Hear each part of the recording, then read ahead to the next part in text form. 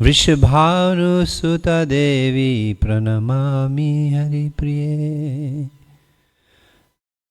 Nama Om Vishnupadaya Krishna Prasthaya Bhutale Srimate Bhakti Vedanta Swami Niti Namine Namaste Saraswate Deve Gauravani Pracharine Nirvishesha Sunyavadi Pasyatya Deshatarine Jai Shri Krishna Chaitanya Prabhu Nityananda Shri Advaita Gadadhar Shivasadi Gaura Bhakta Vrinda. Everyone, Hare Krishna, Krishna Krishna, Hare Hare, Hare Rama, Rama Rama, Hare Hare.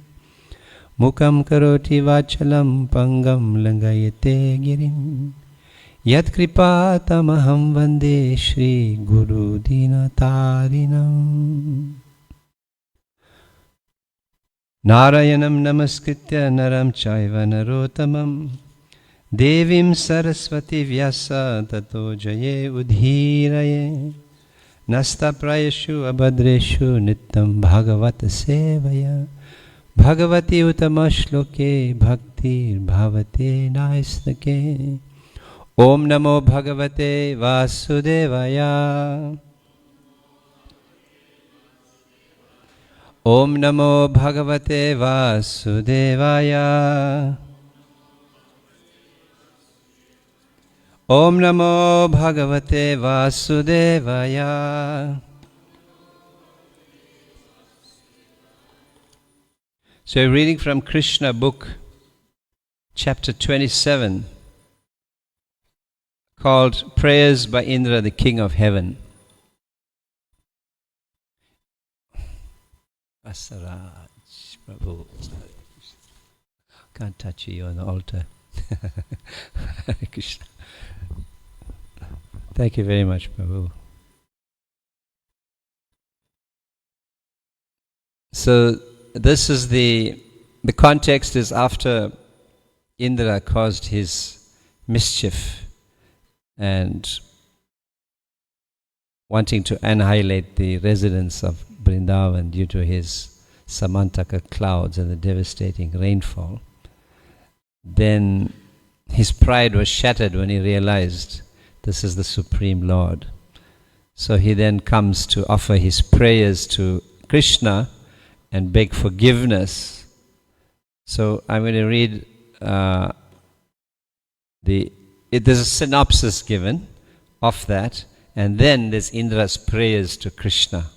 Krishna then responds, and also there are the prayers by Surabhi, who's the mother of the cows. And I think it's a very, very beautiful chapter. It's such beautiful prayers as well as very important instructional points for us as devotees. So when it starts, when Krishna saved the inhabitants of Vrindavan from the wrath of Indra by lifting Govardhan hill, a Surabhi cow from Goloka Vrindavan, as well as King Indra from the heavenly planet, appeared before him. Indra, the king of heaven, was conscious of his offense before Krishna. Therefore, he stealthily appeared before him from a secluded place. He immediately fell down at the lotus feet of Krishna, although his own crown was dazzling like sunshine. Indra knew about the exalted position of Krishna because Krishna is the master of Indra. But he could not believe that Krishna could come down and live in Vrindavan among the cowherd men. When Krishna defied the authority of Indra, Indra became angry because he thought that he was all in all within this universe and no one was as powerful as he. But after this incident, his false puffed up prestige was destroyed. Being conscious of his subordinate position, he appeared before Krishna with folded hands and began to offer the following prayers. So I thought, let me add a little.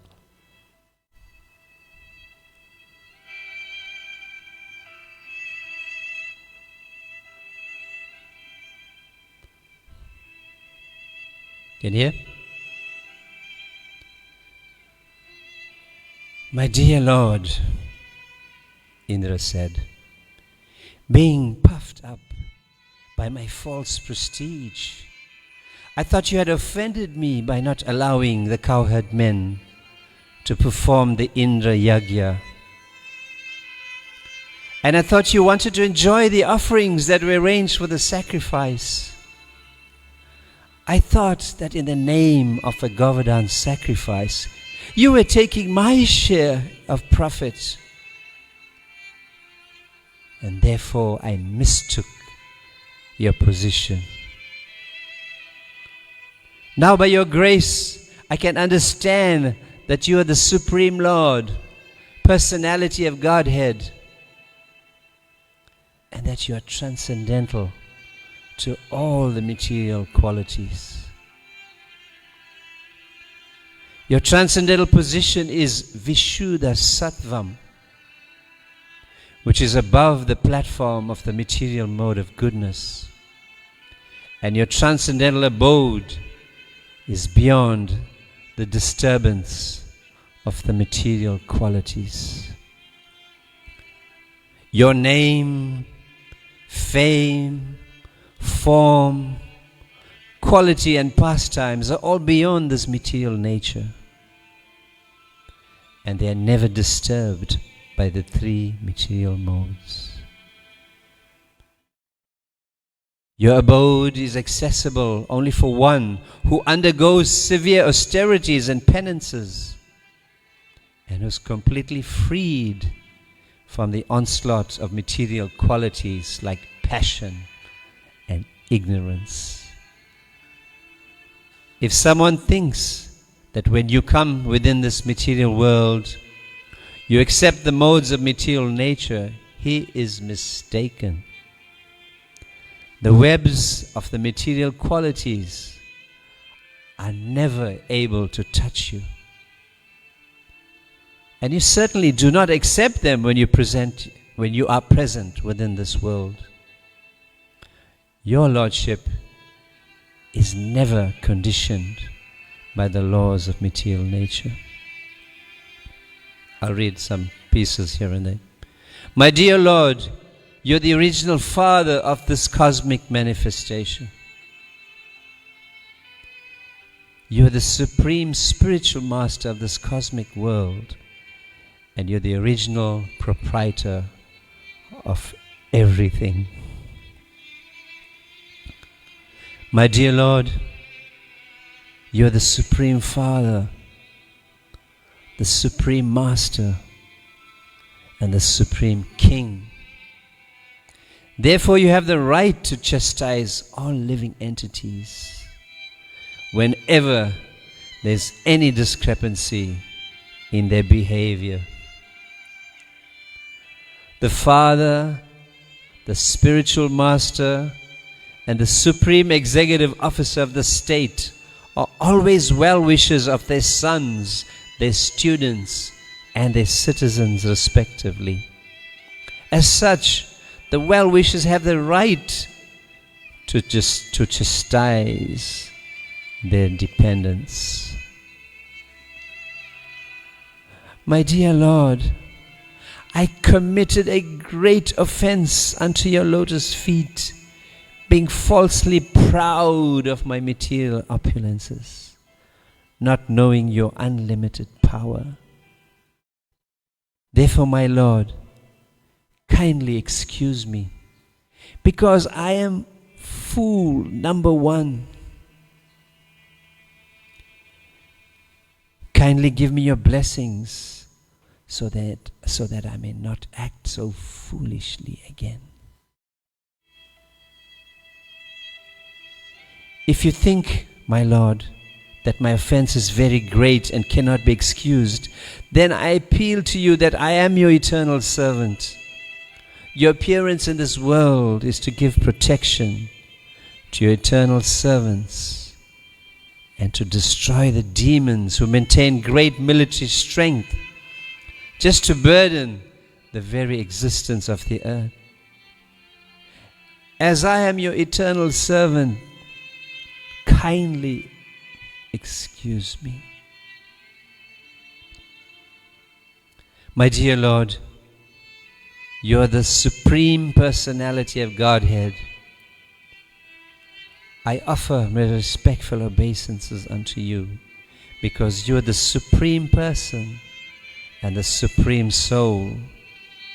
You are the son of Vasudeva, and you are the supreme Lord Krishna, the master of all pure devotees. Please accept my prostrated obeisances.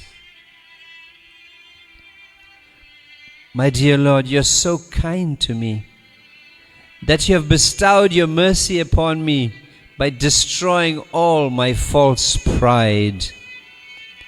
I therefore take shelter unto your lotus feet. My dear Lord, you are not only the supreme controller, but the spiritual master of all living entities.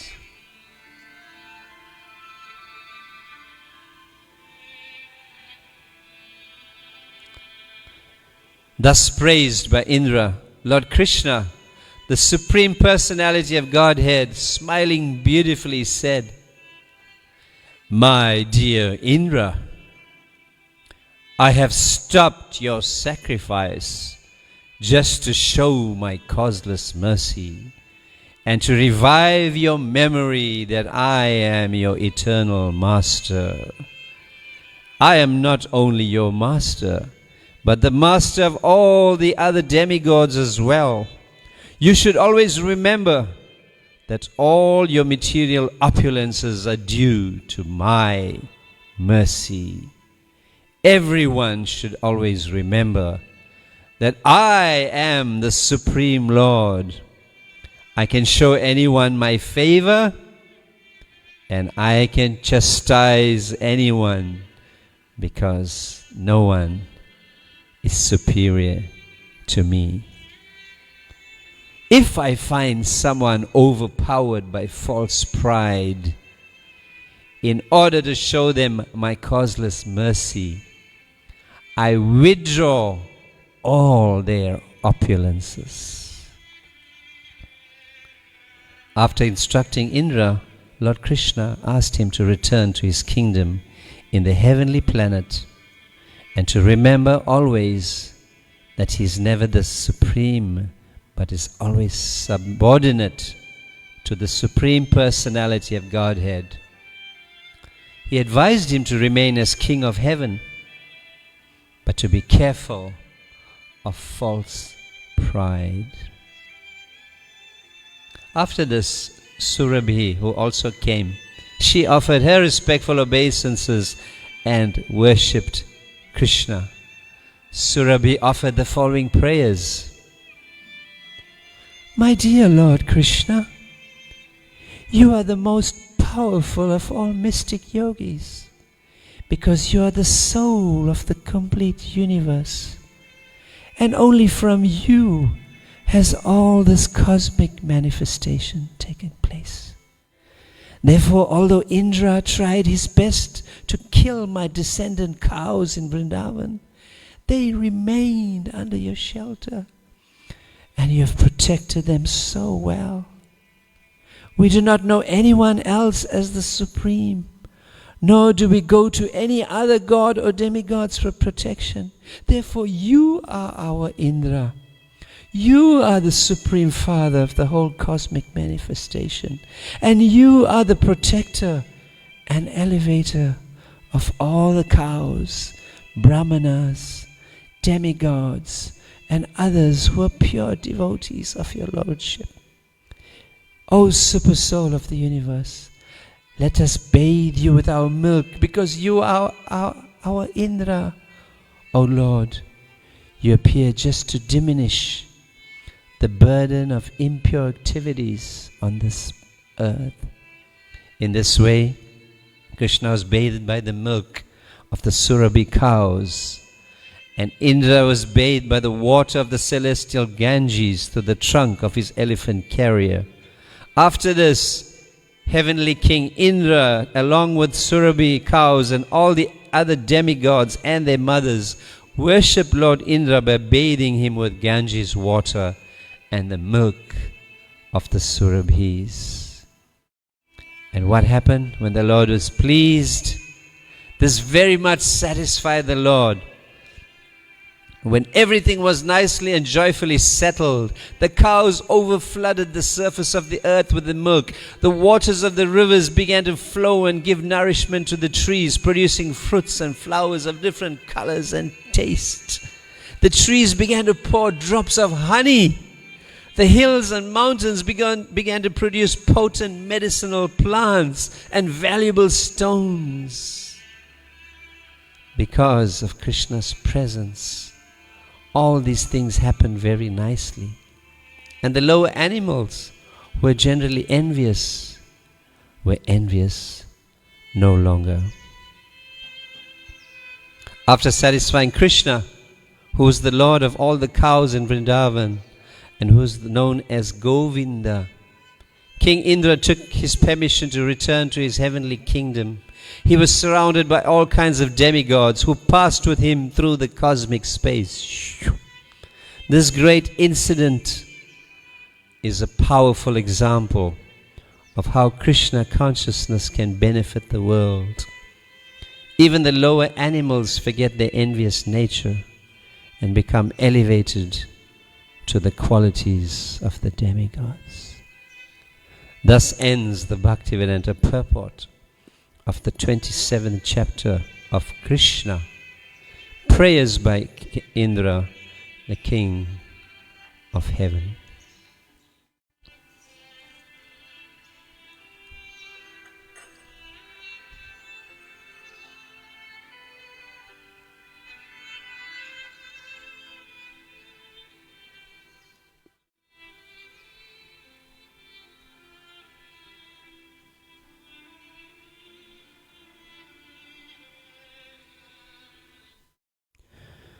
Jai Shri Radha Radhanath ki Jai, Shri Radha Shyama Sundar ki Jai, Srila Prabhupada ki Jai. So there's some very, very powerful instructions in this chapter, particularly false pride. And we see in the material sphere, those who have positions of power are likely to demonstrate false prestige and power and control over those who are subservient to them. And Indra had forgotten, becoming puffed up with his position of the king of heaven. He had forgotten the position of the Supreme Lord. And that simply only by the mercy of Krishna was he able to execute his role as the King of Heaven, as well as be empowered by that. So here we see Indra has come to beg forgiveness. But Indra, he was in great anxiety when he realized that Krishna is the Supreme Lord and he didn't know what to do. So he took counsel from Lord Brahma. In the Bhagavatam, it's explained, Prabhupada explains in the purport, that he went to Brahma. And Brahma advised him that you committed an offense. This is Maha Aparad, because Indra wanted to kill the residents of Vrindavan. Can you believe it? I mean, we offend devotees, right? But I hardly think devotees would think, let me kill some other devotees, right? But, live with them, can't live with them. But at the same time, you may not think of that. But Indra was so infuriated. Because of his false pride, he had lost his intelligence. And therefore he wanted to kill the devotees. The Samvataka clouds are those that come for annihilation of the universe. And he brought those over Vrindavan. And yet we see another point being demonstrated, how unlimited and unfathomable is Krishna's mercy. That devotees who go astray, that if they beg forgiveness from Krishna, then they can be rectified and Krishna will forgive. Especially in the case of Indra, he is a devotee of the Lord. And Krishna's purpose, as described by Indra in this chapter, is to rectify the demoniac mentality. And this envy that Indra displayed is a demoniac quality. And Krishna, knowing that Indra had become overcome by false pride, that he would rectify this illusion. So he begged counsel from Lord Brahma, and Lord Brahma told him, okay, you ask Surabhi also.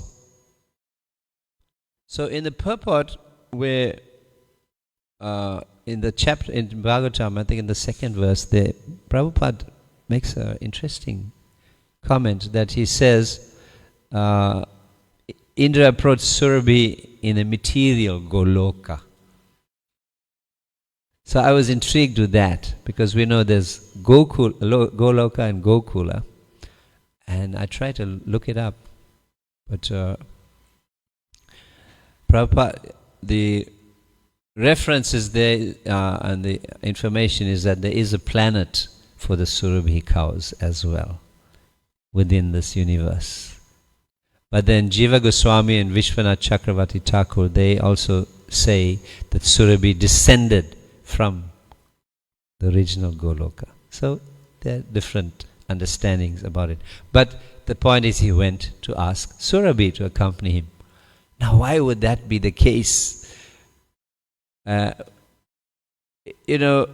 Ordinarily we know if like the children are naughty and they offend the father a bit, then the father gets very angry. So what the child does? Goes to the mom. Says, Mom, can you speak to Dad? He's really angry with me, so can you speak? So the mother will go and the child will be in the back there, and the mom will say some things to pacify the father, and he'll cool down. Okay. So like this, the Surabhi is Krishna's dearmost devotee. And we see also when Mother Bhumi was afflicted by the demoniac rulers who had overburdened the earth, then she went to Lord Brahma for help. But what did she do? She assumed the form of a cow. Because the cow is the personification of gentleness, humility. The cow is able to pacify one's afflicted heart. So the cow will also soften your heart. So Surabhi goes with Indra to ensure that Krishna, who loves the cows, his heart will become softened, and then Indra will be able to speak to Krishna. So here in the first part, it's very important. We see here it says that they appeared before Krishna, and Krishna he appeared stealthily before Krishna from a secluded place. So Krishna is aware that Indra is going to come and beg his forgiveness. So Krishna is the personification of the Sadachar as well. And he knew that Indra has already been humiliated and embarrassed, and therefore I should meet him in a secluded place and allow him to speak. So we should take cognizance of that, because we ourselves, given different services, it may put us in a particular leadership position, although we don't like to think we're in a leadership position. But some are born leaders, some are thrust into leadership. So we are in leadership positions whether you like it or not. And you have devotees working under you, working with you. And it's very easy to allow our own false ego and false pride, because sometimes we do our services meticulously and they're so wonderfully done. Everybody can see how perfectly you're doing your service. And from that, we may develop a pride that I'm doing the service so well. Whoever did it before me didn't do it so well, but I'm doing it so well. Nobody can do it like I am doing it. So this false pride develops. And therefore, within that, somebody does something slightly wrong, it's easy for us to fly off the handle without thinking and chastise the person. And it may be in the presence of others. So the sadachar is that we should, if we notice that something is wrong, then we should ask ourselves firstly, am I the right person to chastise? Have I got the authority to do so? Or do I have the capacity? Am I have the spiritual standing to do that? And most often when I think like that, then I see, oh, I have so many anarthas myself, right? Now and then we do become affected. We do become affected by the modes when we are engaging with devotees. And it's easy to let slip or become angry and chastise. So one of the points to understand here, and I've written them down, are we the right person? Are we speaking out of false ego because we are feeling offended by the mistake of that devotee? Or have we got a genuine concern, free from the false ego, to correct the situation? So a lot of it depends on relationship. If we have a relationship with a devotee, then we can speak as a friend. Even as an authority, in the authority structure of ISKCON, sometimes there is control without relationship. And then devotees become resentful. It takes a great deal of maturity for us to understand that we have submitted to a particular process of austerity and penance. And one of those austerities is to be living in a collective environment in which there's so many personalities that punctuate our existence, right? And that we do services, and some authority is going to actually monitor and evaluate and give feedback. And it may not necessarily be the type of mood that you may like to be told in, because of a different personality. So how do we deal with that? So we should be open to actually receiving also correction. the devotee and who has a guru will receive chastisement at some stage. You're working under an authority, you're working in a particular department, you'll receive correction at some stage. So if our false ego, which is false pride, false prestige, is so great, then what is likely to happen? We're likely to respond, even mentally. Who do you think you are to tell me what to do when I have been doing this service for so long?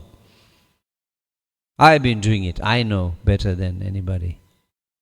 So why are you telling me? Krishna speaks through the devotees, right? It may not come out in the best way, but they do speak through the devotees. He does speak to the devotees. Like sometimes we want to go on Harinam, and you go out on Harinam, then a certain part of town, people may not be so inclined, then they will become offensive. They'll swear you, or they'll throw a can out of the window, or a bottle. It happens. So another devotee will say, Prabhu, don't go there, because it's not a safe place. Then you think, oh, Krishna will protect me, why should I worry? But we're not so pure that Krishna will speak to us directly. So maybe through the super soul is telling you, that devotee is saying, don't go. Right? Don't go there. So you use your intelligence, you say, okay, we'll go, but out of distance of the missile. Maybe another few hundred meters down there, not under the building, there. So then we don't get hit with a bottle.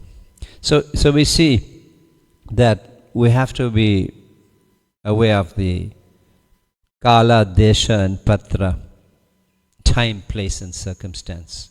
And Krishna is fully aware of that and affords Indra the space, the safe space in which to come and offer his prayers. And we saw these are such beautiful prayers offered by Indra. We have about 10 minutes or so. I guess we'll carry on until the conch, right? Oh, nice. Thank you, Devadeva Prabhu. Well, we'll have some discussion from other devotees as well. So, so without relationship, it's very difficult to correct anybody, and we should try to cultivate that. And then also, what is the mood? What is the mood in which we say, and what are the words we choose in which to say something? That's very, very important, because when we're angry, we can see what happens. The extreme position of anger is demonstrated by Indra, in which he committed this offense, the Maha Aparad of even wanting to kill the devotees. So when we're angry, then we lose our intelligence, and we use words that can be very, very hurtful. I learnt that by my own conduct also. We sometimes say something, and then you see the devotees feel hurt or become offended, and you realize, oh, I shouldn't have said it like that, or even tone of voice. The tongue is a mighty weapon, and the ear a vulnerable target. That's what I learned at some stage. Right? The tongue is a mighty weapon, and the ear a vulnerable target. We can hurt people, crush them so much by that. So we'll have to see what is the level of maturity of the devotee also. Some are able to withstand it, some are very, very sensitive and soft, and they will cringe under a heavy, and they may, like a beautiful flower that's budding, may just wilt. So there's this importance. So Krishna afforded Indra this safe space, and Indra then, he was very embarrassed, but he praised Krishna. He established Krishna's position again as the Supreme Lord. And here also Krishna's position as the Supreme Lord, in the praise of Indra, defeats the Mayavadis. Because he says to Krishna, if someone thinks that when you come within this material world, you accept the modes of material nature, he is mistaken. The webs of the material qualities are never able to touch you, and you certainly do not accept them when you are present within this world. Your lordship is never conditioned by the laws of material nature. So the Mayavadis and those who are not in the practice of Krishna consciousness may not be aware, but there are two schools of philosophy. One asserts that the form of God is an illusion, and that everything, when we die, we merge with a great energy. You know, this very popular New Age, the universe will respond to you. That kind of thing. So there's nothing out there but the universe. So this is, and they claim that the Supreme Lord, when he comes to this, when we see the Supreme Lord on this planet, it is actually that universal energy that assumes a form that we can relate to and comes and is under the modes of the material nature. And therefore, that form is Maya also. And therefore, that philosophy is Mayavad. It's actually detrimental to follow that, because it disregards the Supreme Lord as a person. It's an offense. Imagine you are a person, and as it is, we get offended, right? When you are speaking to somebody, and you know this. Are we going to the supermarket? Haribol, are we going to the supermarket? Hare Krishna. Sorry, what were you saying? Are we going to the supermarket? Asked you 3 times, you didn't even listen. Yes, so ignoring the person in that, right? We're ignoring the person. He's right there. So impersonal, we're ignoring the person. So you feel offended. You feel that the person is not acknowledging you. Now imagine Krishna, the Supreme Personality of Godhead, is the Creator. And we say he doesn't exist. He's not. He's just an energy. How offensive that is. It's so offensive. So if there's energy, there's energetic. There's the Creator. And therefore, Indra is establishing here, if someone thinks that when you come within this material nature, you accept the modes of material nature, he is mistaken. Now here is Indra, the king of the heavenly planets, who, although commits offenses to the Lord, but still he understands the Lord's position, right? And he's now has come to his senses and is establishing this. My dear Lord, you're the original father of this cosmic manifestation. Krishna's position is very, very clearly established. You're the supreme spiritual master, and you're the supreme king. And therefore you have the right to favor as well as chastise. So we are seeing in this so many different instructional points. So Krishna's mission is to re-establish the principles of religion, and not only through annihilating vinashaya chaduskritam, not only annihilating the demons, but also annihilating the demoniac mentality that can arise within his devotees.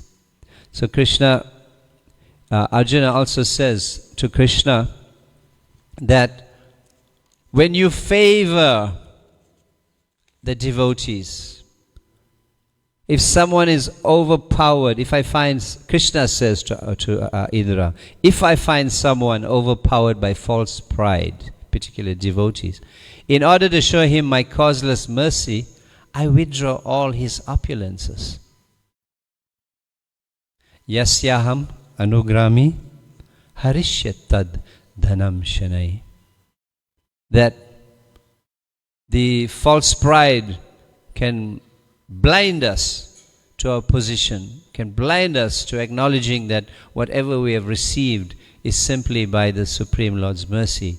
Our false pride under obtaining opulences, and we see sometimes devotees, they deviate from their Krishna consciousness. They break the principles. They drift away from Krishna consciousness. They engage with so many nefarious activities. And then, while in the midst of all their so-called achievements in the material world, boom! Everything gets taken away. Health goes down. Lose your opulence in some legal battle, or you have to spend all your money on your health issues. So many things just get lost. And immediate reaction you get also for this sinful activities. So, not that we can generalize that, because Krishna says, the word is,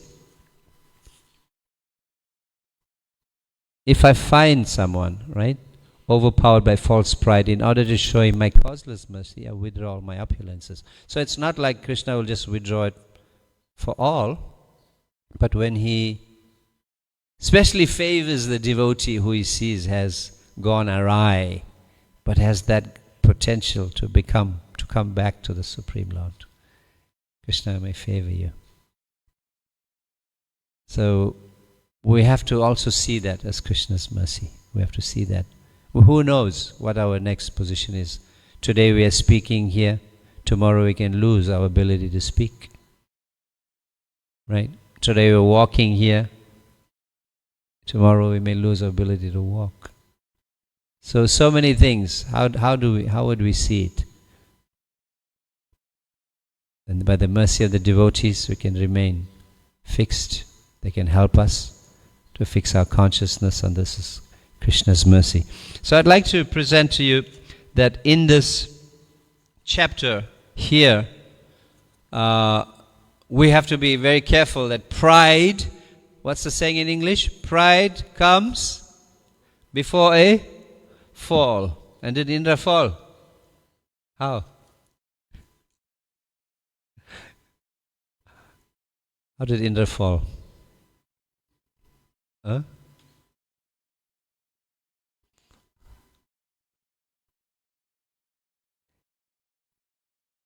He came to a realization after his trying through his devastation over and over. He thought that this young boy was just an ordinary person. But after trying with all his might, he became severely frustrated to destroy the inhabitants and Krishna. And then came to a realization, because he was a devotee but had become covered. So we have a realization also when we commit some offense, then we have a feeling, we develop a feeling. We lose our taste for chanting the holy name. We realize, I can't chant the holy name, something's happening. And when we feel that there is losing this taste, then we have to start to retrospect, introspect. So there are these 7 R's that I thought was very, very appropriate, and I'd like to present them. So retrospect is one of the, this is taken from, like a management and leadership kind of thing, but we found it so relevant. They say 6 R's, but I added 1. So first is retrospect. So look within and start to think, to try to figure out what is our mistake. So why are we losing taste for chanting if that's the issue? Why? So we look within. And then when we're looking within and we're thinking about it, we may feel that we may not be able to figure it out ourselves, then what do? We approach and take some counsel. That's part of the retrospective process or the introspective process. We take some counsel. We approach somebody who we feel can assist us. Like Indra went to Brahma. And Brahma is a devotee. So we take the association of the devotees. Also, we have to figure out whose counsel we can take. Because within the sphere of taking counsel, you may attract a like-minded person. Misery loves company, right? So you may attract somebody who also has a grievance in the devotional circle, and then say, yes, Prabhu, you are right. Don't you know, right? And then they will just like fan your ego, and your false pride will not diminish, but it will get bigger and bigger. Kaikeyi did that. She took the counsel of mantra. And mantra fanned the ego until she became so offensive that she wanted Lord Ram to be banished. So we see that. So the second R is realize. Once you realize that you committed a mistake, an offense, then you accept that. You accept that is a mistake, and then it's inappropriate, that it's a block. It'll cause your downfall. You have to accept that consequences are about to come if I don't do something about it. So just realizing it is not enough. What do you have to do? What do you think is the next R? You have to repent. Yes, you have to feel really remorseful that I made a mistake. It's not that you get into a guilty phase that debilitates you so much that you fall into a depression it's not that kind of, it's a remorse in the sense that you accept that you're genuinely feeling that I made a mistake and that I must do something about it. There's a genuine, sincere feeling of being a sincere feeling of that I have committed this, I have hurt somebody's feelings, I should not have done it. So if you have the repentance and the realization, that also is not enough. What do you think might be the next R? Okay, reconcile or rectify. You made the error, so you have to rectify and do something. Lord Indra approached Lord Brahma, took advice, he consulted. So in act of instruction we get, what is that verse? Dadati pratigrinati goyam akyate prashyati. Yeah. So we exchange. We reveal our minds in confidence, and we also take advice in confidence. Something's troubling you, something you feel that you have done, then you reveal your mind, you speak. Sometimes it's difficult. You're working in a collective environment and some people are closed book. You can't get through, you can't develop a relationship with them also. They don't allow you to come within their little intimate space. That also is an anartha on our side. It is advised that one of the 26 qualities is that we be gambhira, grave, and we be silent, mourner, that we don't speak unnecessarily. That is the quality of a devotee, right? And don't speak when you're not hired, do not counsel.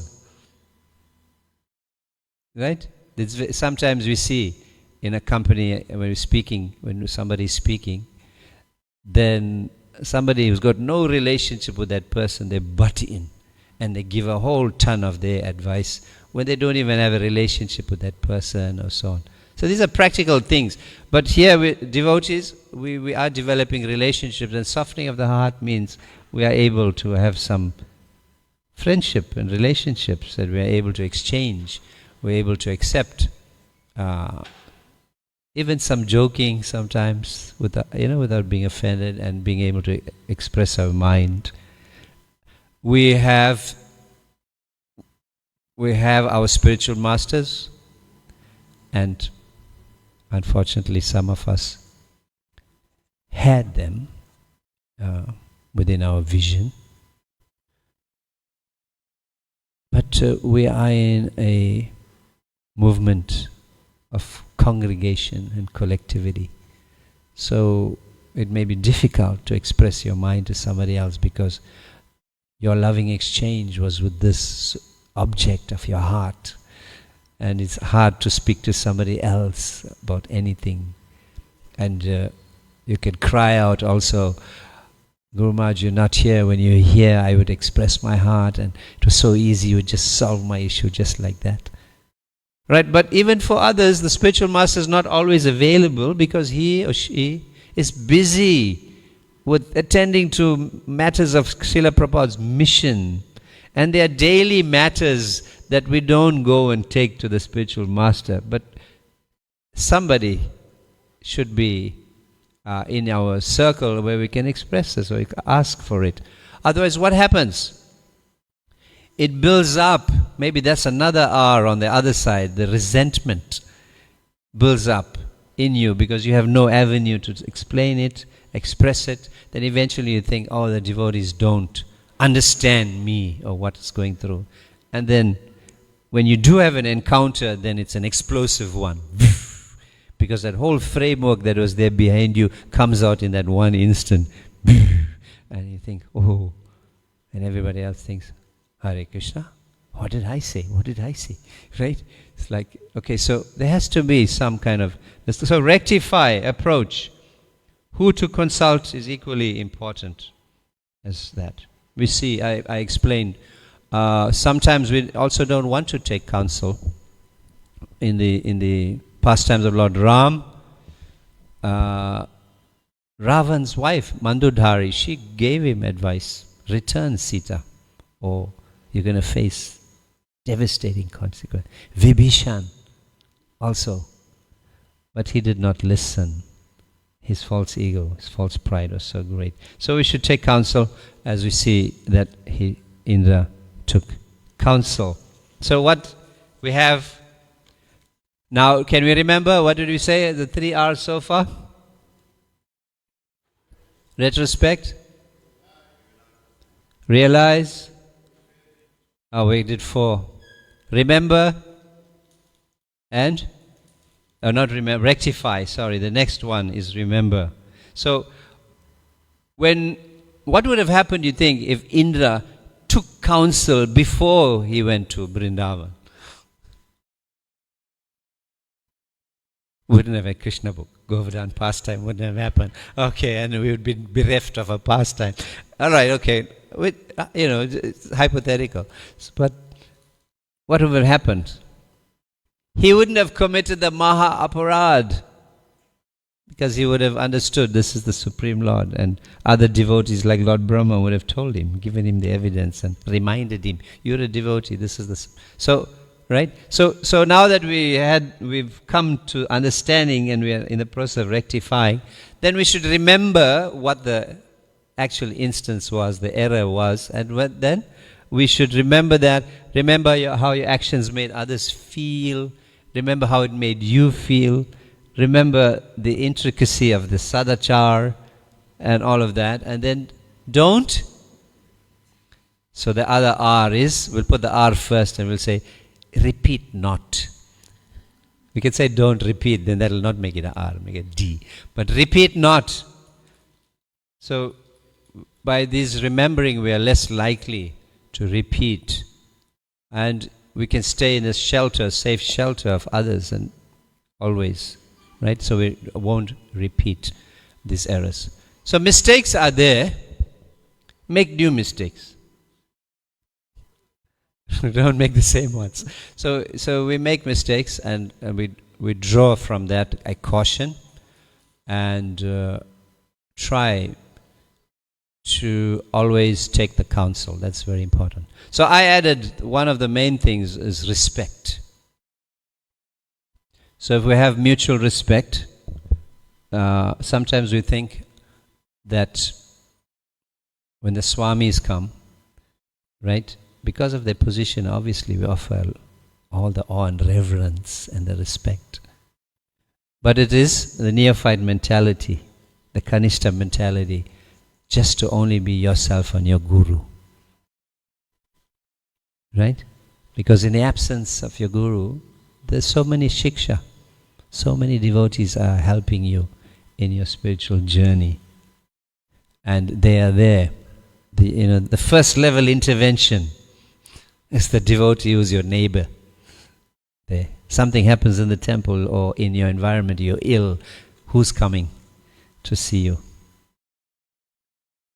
Right? It may be the same devotee who you had some conflict with, but will be there. Right? So, the respect, mutual respect is very, very important. So, we will like to conclude about Surabhi, because she is very much part of this. So Indra, he rectified his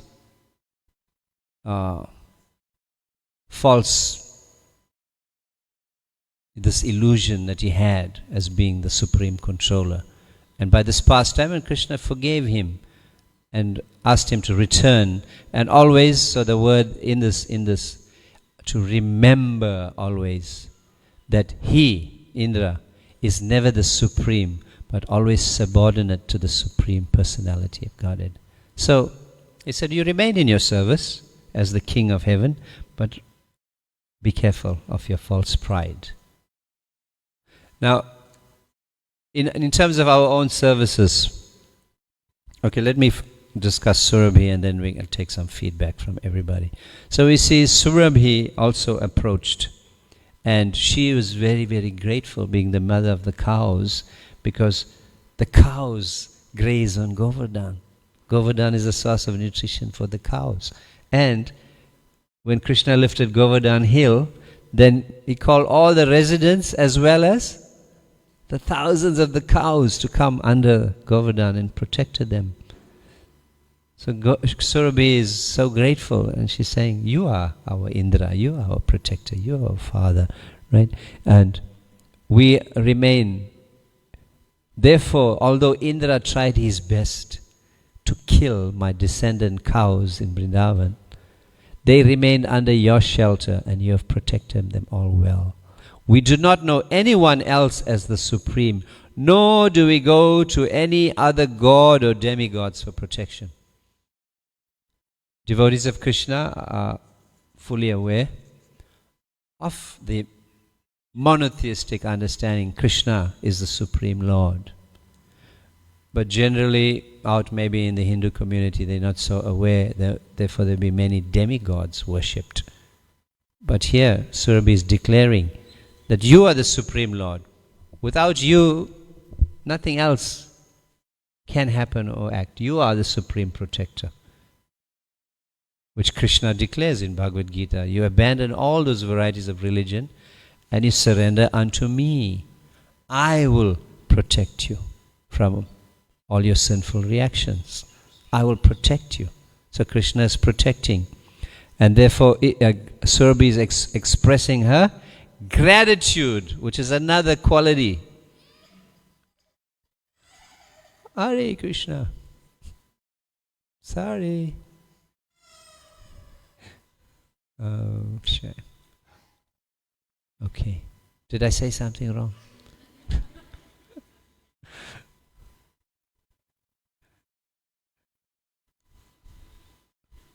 So gratitude. Gratitude is the other quality that we have to have. And that we do not express it enough. I mean, at least let me speak for myself. Right? We don't express it enough. We need to maybe randomly every day pick one friend or family member on your phone and say, I haven't spoken to you for so long, and I'm just thinking about you, and I'd like to express my thanks for your role in my life. Do it. And you find out how that relationship becomes. Yeah? The people we express the least gratitude to are the ones closest to us. Right? Often we take it for granted. They're with us every day and so on. We don't give. So Surabhi is expressing her gratitude. And then Indra, he's bathed by the Ganges water, which, what is this elephant? Airavata is bathing him. So it's a purification process for Indra, so that now he can perform the worship of Krishna. So the milk, Ganga water is there, bathing Krishna. They're doing the Abhishek of Krishna. And then all the demigods, and the list of the demigods, like the different categories are being given. Those from the Gandharvas, the Vidyadharas, the Siddha, the Charana, those from Charana Lok, all of them began to glorify the Lord and chanting His holy name. Their wives and damsels began to dance with great joy. And one thing in Bhagavatam, Indra was hesitant to do the puja. He was hesitant, he was feeling embarrassed, now he's feeling unqualified. And who had to instruct him? Aditi, his mother, told him, go forward, do this. Now you can see there's another instruction, another person, another devotee is encouraging. You made the mistake. Here's the opportunity. Krishna has forgiven you. He's giving you another chance. Go forward. Take it. Do it. Get the benefit. Right? Which also says something for the mothers who are encouraging us, meant to be encouraging us. So Surabhi, then in this Yagya, Abhishek that they're doing, this is where Indra then gives the name to Krishna. This is where Krishna is now called Govinda. He's given. Krishna has numerous names, so the name Govinda is awarded to Krishna in this pastime. Surabhi and Indra, they say, now that you have protected us. So Govinda, you have protected us, Govinda, protector of the cows. As well as you have sheltered our senses from being absorbed in the material nature. You have this false ego. So Govinda is also the protector of the senses. Sarvopadi vinirmuktam. Tatparedvena nirmalam. Rishikesha sevaya bhaktir uchyate. That this senses, Krishna is the master of our senses as well, Rishikesh. So Govinda is also the protector of the senses. So when we surrender to Krishna, then it's more likely our senses become controlled and pacified, and it's more likely that this illusion of false pride will not develop. It's easy. Also, I want to also make this one statement. For especially the preacher in Krishna consciousness, it's easy for the preacher in Krishna consciousness to have developed false pride. Because now people are starting to respect you, and people are starting to facilitate you. People hear your classes, they give you comments, and they invite you to speak, or when you do your classes, then they attend. So you start to think, oh, maybe now I'm becoming a guru of sorts. And it's like you start to demand certain facilities. You start to become a little bit more demanding in the way things are done and so on. We have to be so careful that we don't slide into that, right? Or maybe we use the word slither into that idea of being. Because your spiritual master is training you to be the humble servant. Srila Prabhupada is teaching us through all of this to be the humble servant. And the more and more you climb in the hierarchy, whether it is allocated to you as your service through the temple structure, or simply by the fact that you're serving and there are more and more people being involved under you in your service, the more and more you go higher, contrary to the material world, the higher you go, the more demanding and powerful you become. Contrary to that, the higher and higher you climb in the so-called rungs of Krishna consciousness, the bigger the servant you're supposed to become. And naturally you'll become the biggest servant because there will be more people that you have to attend to. So it means you're attending to more people, so naturally you're becoming a bigger servant. But don't become proud of that. Do you know me? I'm the biggest servant. It can't be like that either, right? So keep the mentality. And I pray to the devotees. I always admire the sacrifice, austerity and penance the resident devotees have made to be here in Krishna consciousness. And because of you, we are facilitated in our Krishna consciousness. We come here, we derive inspiration, we see the devotees doing their service, their enthusiasm rubs off on us. They ask you, how are you? Is everything, how can we help? Or they engage you in some service. They say, can you do this? Then we feel enlivened.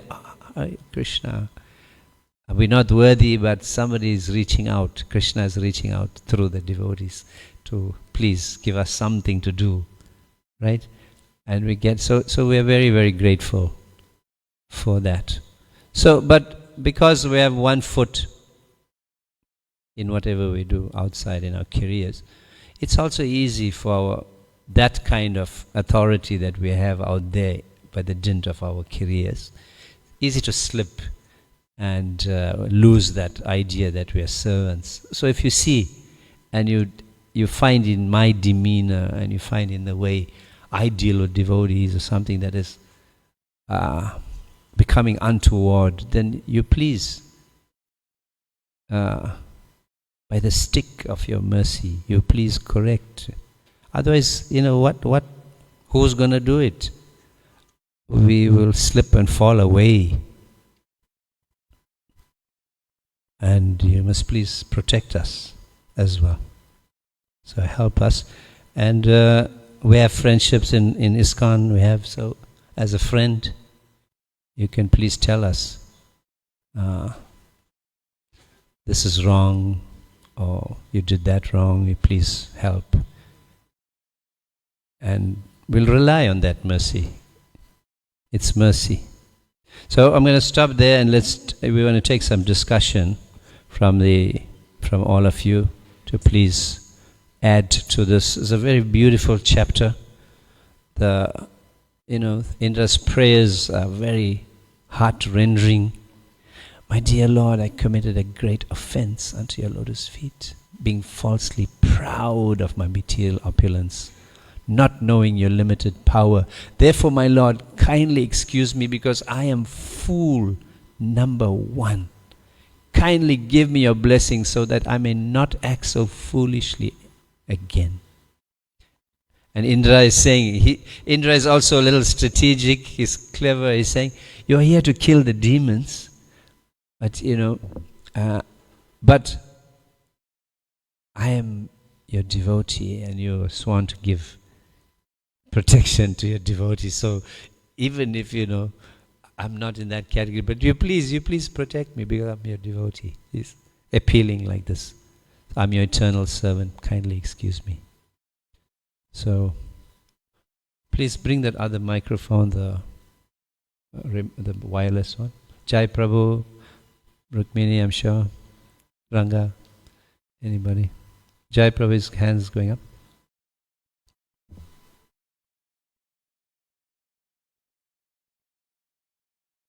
Hare Krishna. Thank you, Smita Krishna Prabhu. Hare Krishna. What an innovative special effects background when you're reciting. Very sounded very effective. And yeah, the point of anger, Indra's anger was bent on destruction, whereas Krishna's anger on Indra was more constructive, to rectify his false ego, his pride, as you said. Sometimes also the spiritual master, becomes angry with and he chastises, like a father chastises the child. Yes. Not that he doesn't love the child; it's more out of concern that the child is maybe going off the track. So the spiritual master also, and we see in the Bhagavatam, Narad exhibited his anger when the sons of Kuvera cursed them to an effect that day. Yes. And it sounded very harsh, isn't it? But it was more, in the end it was a boon, a blessing. And Lord Chaitanya Mahaprabhu also exhibited anger on the brothers Jagai and Madai, but not to kill them, but to kill the demoniac mentality, the consciousness. So depends how we use anger. It can be destructive or it can be constructive, and we have to be very sensitive about that, especially in management or as authorities. Yes. That we don't destroy the person, but the mentality. Hare Krishna. Thank you so much, Jai. That's a very wonderful contribution. The anger of the Supreme Lord is absolute and is not under the modes of material nature as we may exhibit. The spiritual master, also as the representative of Krishna, his chastisement is meant for the rectification of the errant consciousness. The spiritual master will detect in the disciple and then correct that mentality. But we're dealing with a type of disciple or person in the world now where, because of the permissiveness of society, that people don't like to accept a chastisement, right? And when we try to correct somebody, then they go away from Krishna consciousness. And now, even the spiritual masters, they have to tiptoe around the disciple to see whether the disciple is mature enough to deal with that chastisement or not. And they are incorporating those ideas, in how they deal with the disciples and so on. I know, like in my own spiritual master, he would blast. When he got upset, he would blast you. So you have to be able to take that. But then they have this love after that, as you said, like a father. I'll give you an incident. I was at a gathering of disciples and so on, and then something happened, and I had to wake up and go out and then come back in and so on. So my spiritual master looked up and said, "Why are you walking up and down? Can't you just sit down?" So, in front of everybody, right? Like, okay, ears turned red and all that. I sat down and then I had to endure that for it and then let it go. I said, yeah, I was causing a disturbance. But then I had to leave that program early for some other reason. I had to leave that program, not because now I got chastised.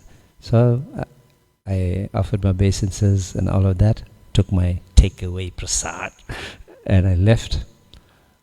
And then next day was going to be a meeting with some of the disciples with my spiritual master.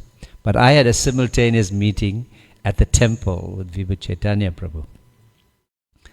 So it was the same time. So I was coming to the temple, and then I got a phone call from one of the devotees to say, "Where are you and why are you not here?" Guru Maharaj is asking.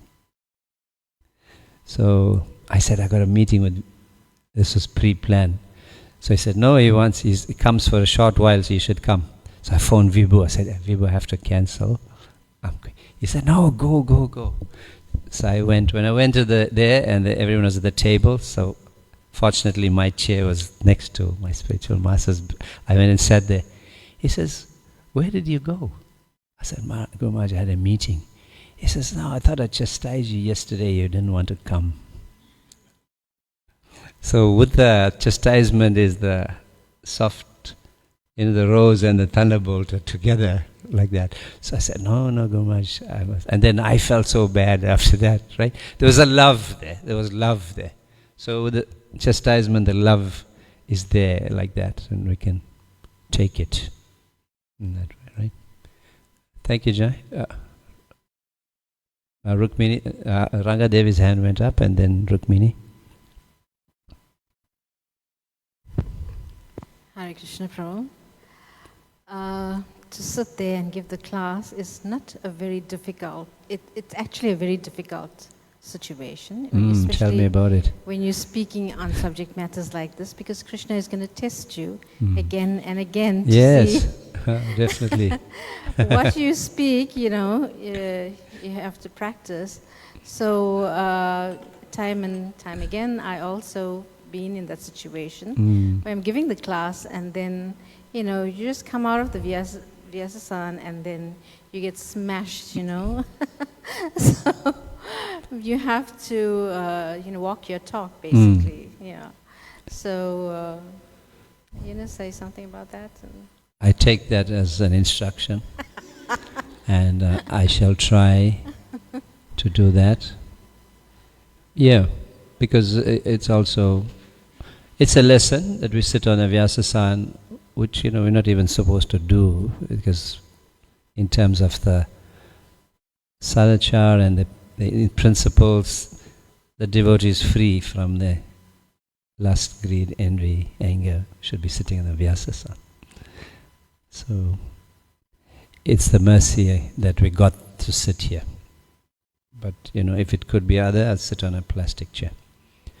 I'll take that. That is very important. Rangadevi is a long-standing devotee and has her realizations of engagement in service. And therefore that's true, because we can just step out of here and then somebody will tick you off. So whose fault is that? The person who's ticking you off? Or is it our interpretation of what we think is a ticking? Right? So generally it's our fault. So even we're not supposed to react, we're supposed to respond. That's another R. Quite a few R's going on here. I can add that, so I must add another 2. React, respond. I'll develop this a little bit more. Rukmini? Just quickly, Prabhu, what I think about what I struggle with is that when I'm in the Indra position, When you're in there? When you're in that position of Indra and something is taking you off, you can be convinced that what your thought pattern is correct. So there's a feeling of justification. Right. And it's only later that you consider, because the point you made, that what would happen if you consulted with Brahma before? So I was thinking that Brahma would have had a harder job to convince him than after you got smashed with 7 days of rain and nothing happened. Yeah.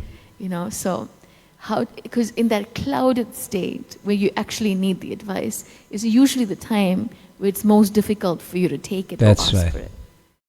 Your intelligence becomes covered. As I gave the example of Ravana, right? Even his wife, who's in the close relationship, Mandodari, advised him. But no, didn't take it. False ego was bigger than his 10 heads. So he didn't take it, right? So, So that happens, and that's why it's important to develop these friendships in Krishna consciousness and be open to receiving, And we also get some nice devotees like Shuddhi Prabhu is here.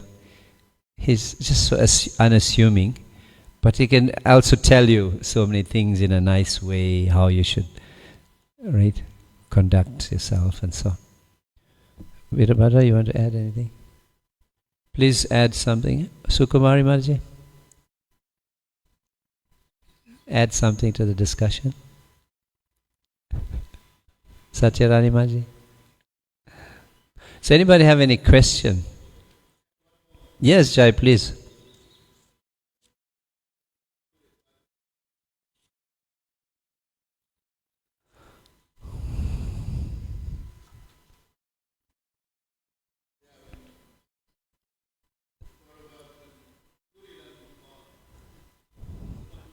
I think it's not on.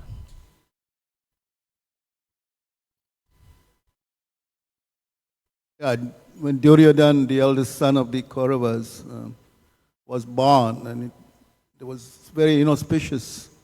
The owls were screeching, and the planets were all gone awry.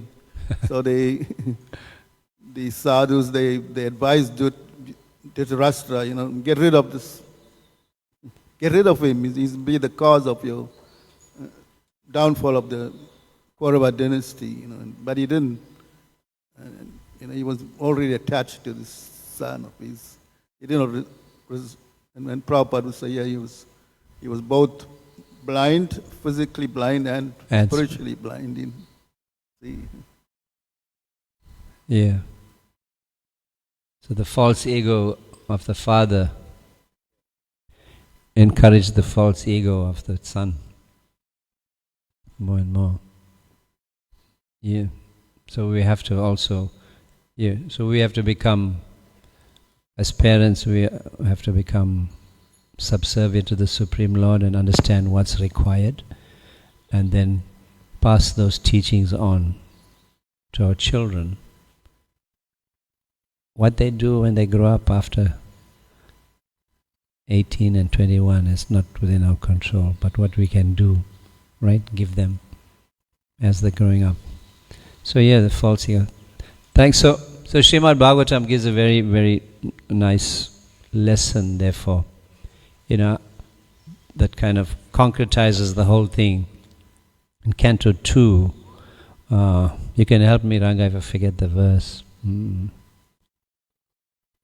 Tasmad ekena manasa Bhagavan Sattvatam Pati Shrutavya Kirtitavyascha Dheya Pujascha Nityada. Tasmad ekena manasha. Manas, the mind. Tasmad ekena. We have to, therefore, all of us focus, ekena, one single focus. On what? On understanding and accepting Bhagavan Sattvatam Pati. He is the ultimate protector of the devotees. And how do we do that? How do we get that? Is Shrutavya Kirtitavyascha Dheya Pujascha Nityada. Shrutavya Kirtitavya. Hearing and chanting. Shrutavya Kirtitavyascha. Dheya Pujas. Remembering. Like the same Shravanam Kirtanam. Right? Dheya Pujas. Offering your worship. Cha Nityada, always. And that second line about Bhagavan's Sattvatam Pati is a protector of the devotees. We have to meditate on that. Krishna is a protector of the devotees. So always, please protect me, not only from the trials that we go through, but protect me from my own mind. And ensure that I am situated in this hearing and chanting of your glories, chanting of your holy name, and offering, remembering you, offering my worship to you. Nityada, always. If we do that, then we at least be on the path and we'll make advancement.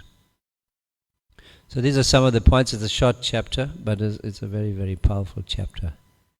that Indra finally comes to his senses. Of course, Indra, later on he does something else again, and Krishna forgives him again, because that's his nature, and Krishna loves him.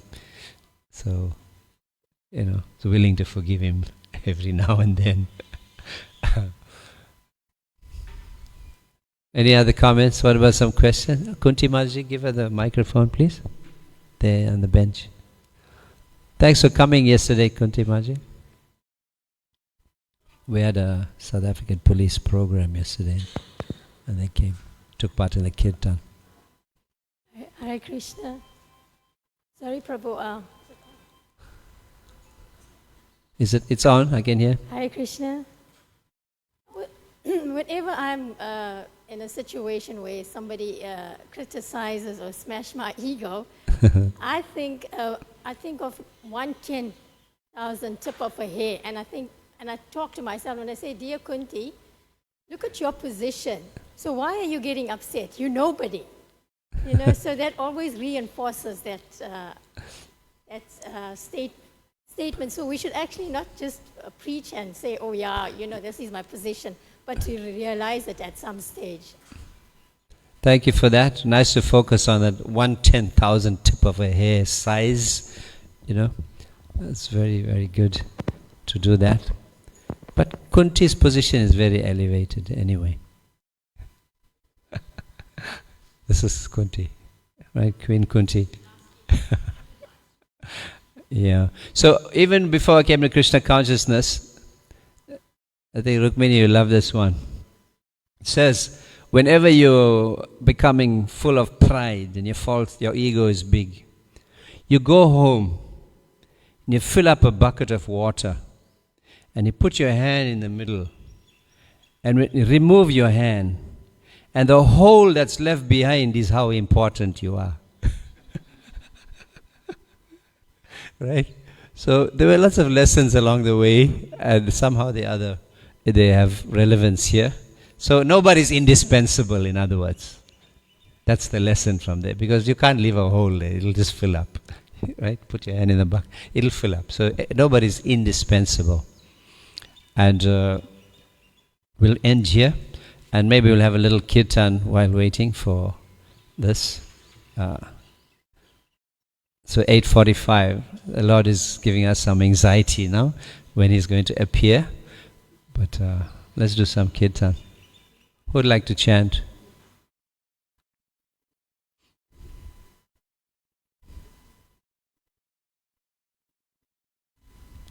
Ragadevi, you want to chant?